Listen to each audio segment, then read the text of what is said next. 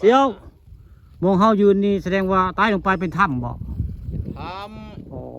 เป็นถ้ำเนาะำแต่มันกับปิดแล้วล่ะวะแต่เฮ็ดได้เจ้ามีถ้ำผู้เฒ่าผู้แก่ว่าให้ฟังบ่อ้าวผู้เฒ่าผู้แก่เพิ่นเว้าเนาะทำไมนั่นก็ยังนั่นก็ได้ยินเขาเว้าเลยโอ้ประวัติผู้เฒ่าก็ได้ยินผู้เฒ่าเขาเว้าผู้เฒ่าเข้าไปในถ้เข้าไปในถ้ำเข้าไปแล้วมีหยังเสียวเขาเว้าำโอ้มีคอยตู้กับคัมภีร์โอ้มีในถ้ำนั่นมองเฮาใต้เฮายืนนี่คัมภีร์สินาประมาณพุ่นน่ะพามือโอ้พามือพวกสิเป็นตัวคอมโอ้แต่ผู้เว้าน่ะเพิ่นตุยแล้วเนาะตุยเถิงแล้วบ่ตัดแสดงว่าถ้ำอยู่ใต้สุดต้องมีพระนั่นบ่มองนั่นล่ะมีแล้วทางเฮามันจะอยู่ทางใดเนาะก็บ่จักมีแต่ก่อนมีมันปิดแล้วนี่เห็นอยู่แต่ก่อนมีได้มันก็สิมีทางเฮานั่นล่ะมองเชิงพระแล้วมันสิมีทางเข้าเฉยๆมีแต่นี่มันปิดแล้วหั่นล่ะมันสิมีอันต้นมากอันไม้อยู่ได้ต้นบงมีในทางเข้าถ้ำเขาแจ้งมาเจ้าเขาพระผู้ดงเขามาเขามีแต่อยู่แถวนี้แสดงว่ามองเฮายืนนี่ถ้ำมดเนาะเสี่ยวเนาะนี่นี่มองเฮายืนบริเวณพระลานหินนี่ภูด่านหลวงบ้านนาตาลนี่วิวมันสวยค่อยไปพุ่นมันเห็นทุ่งนาหมดแล้วก็แต่ละปีเดือนได้เสี่ยวเขามาส่งพระส่งเจ้านี่ประมาณเดือน8เดือน7เดือน8มาหมดตำบลเลยเนาะปกติเนาะหมดตำบลนาตาลได้เฮาก็สมัยเฮามาได้สมัยยังเป็นบ่าวเนาะแม่นบ่สมัยเป็นอันนั้นเป็นบ่าวเป็นชาวมันก็มาแล้วมาอยู่ได้คือว่าแล้วมันบ่มีพระมีสงฆ์แล้วก็มาตามประเพณีนั่นแหละครับปกติเขาเจ้ามาส่งพระคู่ปีนี้อันได้ยินเมื่อนั้นได้ยินท่านพ่อใหญ่จะบอกว่าปีหน้านี่เจ้าจัดใหญ่เลยเจ้าเครื่องเสียงพอได้มาเนี่ยนี่มาส่งพระนี่เขาเจ้าว่าได้ปีสิมานี่ท่านได้นี่เจ้าเครื่องเสียงไปเมื่องานนั้นไปเลี้ยงผีภูเขาเหรอนะได้ยินผู้ใหญ่เพิ่นว่าอยู่ได้ว่าปีหน้านี่จัดใหญ่เลยอยู่ภูด่านหลวงนี่จะมีการส่งพระประจำปีเจ้าเครื่องเสียงมาว่าง่ายวันนี้อาจจะเอาสีเมืองลำซิ่งมาเห็นปีหน้าได้ผลเอาไปงานเลี้ยงผีผู้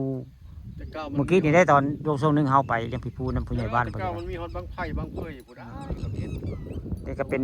ภาพบรรยากาศในภูเขาภูด่านหลวงพี่น้องมื้อนี้ภูคาป่าทองคำพาชมมื้อนี้มาภูด่านหลวง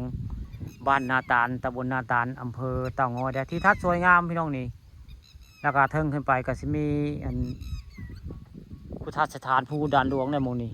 เดี๋ยวท่านไปเบิ่งพาไปเบิ่งอันหลุมเนาะทางหน้านี่มีหลุมบ่นี่แถวๆนี้น่าจะมีหลุมนะแถวหลุมหินตะกี้ตะเก่านั่นซึ่งหน้านี่สิมีหลุมหินนะย่างไปเบิ่งค่อยๆย่างเรียบพลาดยองเจ้าพลาดเนาะคล้ายๆครับอันภูเขาไผ่ท่านเลี้ยวขวาไปทางขวาพี่มีหลุมเลยถ้าจำมาพิษทางขวานี่จะมีหลุมนะเห็นบ่นี่พี่น้องนี่หลุมคล้ายๆกับภูเขาไผ่เนาะเฮ้ยตัวนี้มันเลือกว่าเฮ้ยเสี่ยวนี่เขาว่ามันเลือกนะเบิ่งกับเจ้าอันเบิ่งกับเจ้าไม่ไว้แบบนี้แสดงว่ามองนี่สิเลือกอันนี้เลือกอันนี้กันควายเขางูควายตกดุแสดงว่ามองนี่ปะโทอันนี้เขาเจ้ากันไว้ยันงูควายตกแสดงว่าลุมนี่มันไต่ลงไปมันจะกว้างใต้แนวเสียวโน่นนี่มันกันงูกันกันลื่นไหมโอ้นกนี่ก็มาเวิร์นเลยผู้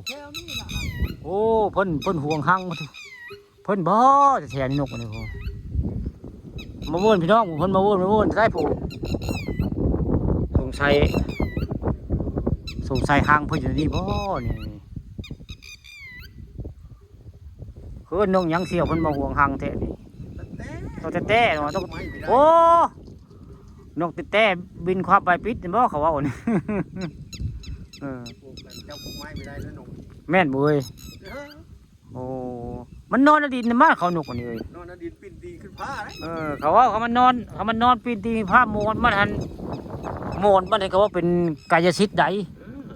นี่มันมูลมอนนอนเนี่ยเขาว่ามันจะหินมูลมอนนอนภายได้หินมันนี่โอ้ย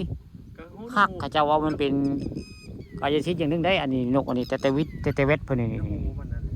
พระเจ้าว่ามันสิอันมูลหินนอนได้มีหมอนได้นกอันนี้เสียวเอ้ยในตำนานได้ประวัตินี่เบิ่งแล้วคล้ายๆกับภูเขาไฟได้เสียวเขาเบิ่งแล้วเนาะนี่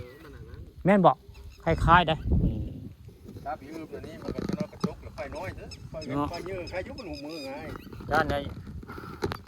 ไฟน้อยสิโย มาภูบ้านตาลพี่น้องมื้อนี้นกกระห้องได้นกกระไดภูดานหลวงบ้านนาตาลตำบลนาตาลอำเภอเตางอยผู้ค้าปลาทองคำปลาส้มมื้อนี้มาบริเวณภูดานหลวงบ้านนาตาลแล้ว จุดนี้เป็นจุดสูงได้เป็นจุดที่ทิวทัศน์สวยงามบรรยากาศคักพี่น้องบัดนี้เที่ยวพามาเที่ยวภูเขาภูดานหลวงบ้านนาตาลตำบลนาตาลอำเภอเต่างอยมีที่นี่ที่เดียวพี่น้องนี่มองนี่มองเดียวได้อันมีพลานหินว่างโอ้อาภูเขาสวยงามเดียวทางใต้ก็เป็นท้องไร่ท้องนาของไทยบ้านนาอ่างได้ที่ค่อยๆเห็นนะแม่นบ่เสี่ยวแม่นบ่ อ่างหน้าตาล นางนาตาลเนาะปูแต่ไก่ปู นี่มันอ่างนี่นะ แต่ไก่พวกก็เป็นเขียวๆพุ่นละปูมันจะเป็น บางทีทำปลาปลาเดี๋ยว ทงไห้ทงนาของไทยบ้านนาตาลคำขานาอ่าง มันอ่างบางทีทางปลาปลานั้นทางปลาวัดป่าม องนี่สมมติมีโมวิดินนะท่านเนาะสมมติแต่พลานหินนะแท้เนาะ มีดินนะเดี๋ยวนี้มีแต่หินได้ มีแต่หินเฮาว่าวงนี้นี่อ่างนี่ทั้งเทิงมันสีหอมอยู่แต่งใต้ลงไปมันสิกว้างเนาะเสียวขึ้นว่าได้ มันคือจะนั้น แล้วก็สิเลือกมงนี่ เลิกได้ทางเลิกเสร็จแล้ว เบิ่งเขาจะเอาไม้ขวางไว้นี่ ประมาณ2 เมตร 3 เมตร 2 เมตร แต่แป้งมันเป็น2-3หูนี่เสียวไว้นี่ มัน มันชอดกันได้เบิ่งแล้วนี่มันสิลงหากันนี่ โซดอยู่แล้วทางโซด อันนี้ก็เป็นอ่างนี่เนาะเสียหน่อยอัศจรรย์ในเว้ยนี่บนนี่อ่างชอดกันแต่มันเป็นแบบนี้